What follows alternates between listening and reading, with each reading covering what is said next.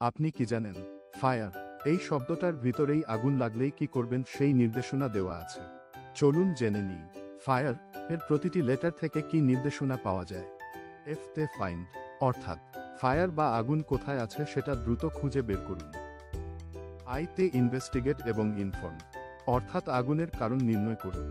হতে পারে তেল জাতীয় কিছু, বা কাঠ, অথবা ইলেকট্রিসিটি সোর্স। আশেপাশের ঝুঁকি পর্যালোচনা করুন এবং আগুনের ধরন বুঝে দ্রুত ফায়ার সার্ভিসকে ইনফর্ম করুন।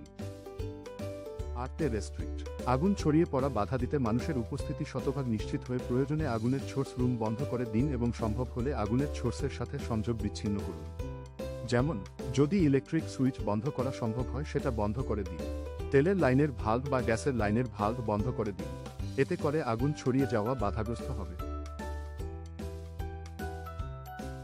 ইতে এক্সটিংগুইশ, যদি সম্ভব হয় এবং আপনি আগুন নেভানোর সঠিক পদ্ধতি জানেন তাহলে সঠিক এক্সটিংগুইশার ব্যবহার করে আগুন নেভানো। আগুন লাগলেই মাথা ঠান্ডা রাখি, সবাই নিরাপদ